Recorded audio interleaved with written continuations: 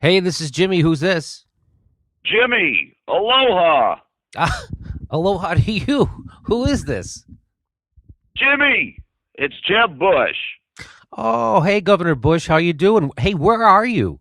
Jimmy, I'm on vacation. I'm sitting here in Margaritaville enjoying a cheeseburger in paradise. If you need me, you can call 867-5309. Okay, Governor. I think that third song was by a different. And I'm getting some much needed R&R after my whirlwind campaign up here in Kennebunkport. And for a while I was kind of drowning my sorrows in fresh caught lobster and the adulations of yes men. But now I'm actually enjoying myself. I feel like me again. I feel like Jeb. At least to whatever extent I felt like a person in the past. I feel like that again. you know, I love this.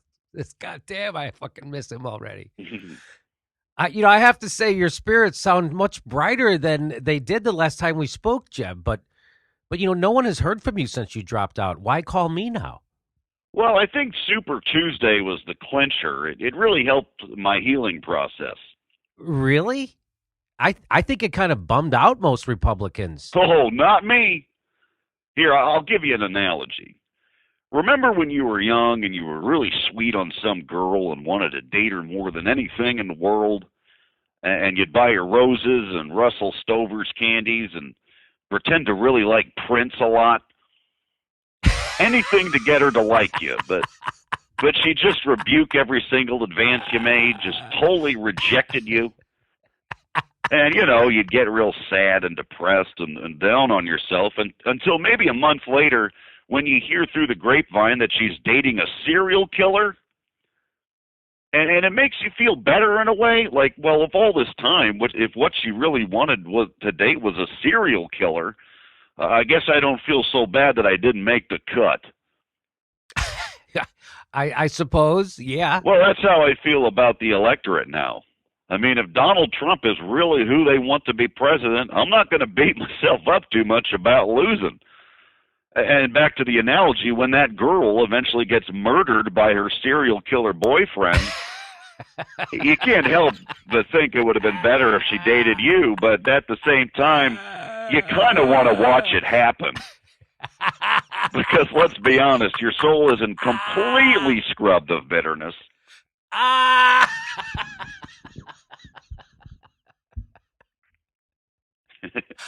see. I see. So that's how you're coming to terms with all this. Yeah, I'm just going to lounge around in various Bush family estates and watch the world burn. I mean, each one of them has a bunker designed to survive World War XIX. Oh, really? Oh, you bet. We got Barca loungers, cable with on-demand, DVR, every snack you can possibly imagine. We have an entire deep freezer dedicated solely to frozen White Castles, for crying out loud. And all protected by a radiation-proof, pre-stressed concrete subterranean dome. You guys go ahead and enjoy your Trumpageddon surface side, but the Bushes will be safely watching it happen in HD, eating smoked oysters and cocktail wieners. Will the Cheneys be down there with you too, I assume? Nah, Dick has a moon base.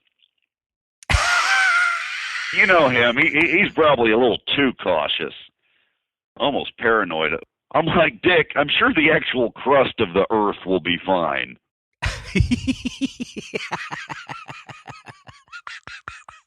Dick Cheney has his own secret moon base and a shuttle to take him back and forth? Oh, don't act so surprised, Jimmy. We spend trillions of dollars on defense, a part of the budget that's beyond scrutiny, and we can't even afford to take care of our soldiers when they come back? I mean, duh. Even doing some simple math on that one, it's got to lead you to assume there's a few secret moon bases.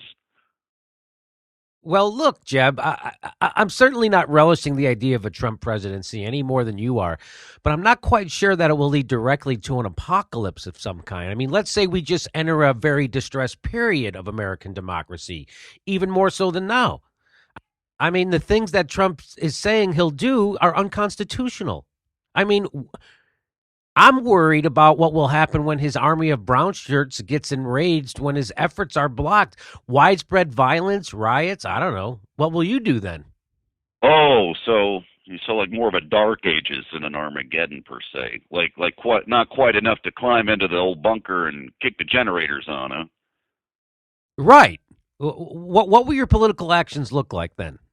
Well, like I've said, the people, or at least the Republican base, have spoken. They don't want me or people like me.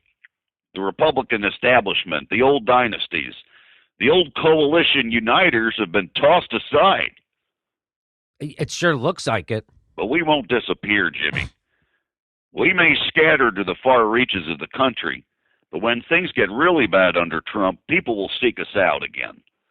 The young and idealistic who will have heard ancient stories about Republicans who were driven by fiscal responsibility and in favoring business. They will want us to teach them the old ways, to train them, so they can fight and restore order and balance to the GOP. Only then, when they find us, robed hermits haunting the luxury lodges of the Poconos and the Redwoods, will the beginning of the dark times be over. Okay, Governor. Again, you seem to be reacting to this a little hyperbolically. What will you do, Jeb Bush, during a Trump presidency? Oh, give me a break, Jimmy.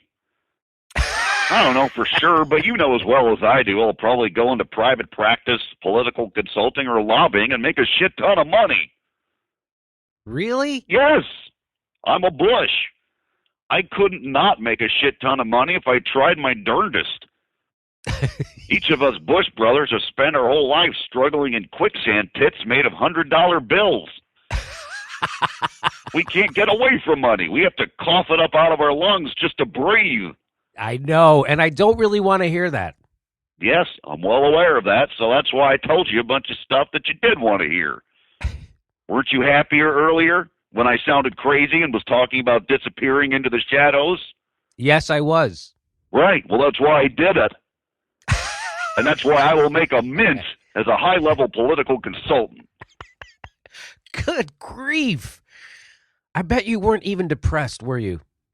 Oh, no, that part was real. I gained all that weight back in 2 weeks by eating nothing but deviled eggs. Yeah, no, I was in a real dark place, man, no joke. Well, I'm glad you're better now. Well, thanks, Jimmy. I appreciate it. Anyway, I better go. I have to go be completely fine for the rest of my life.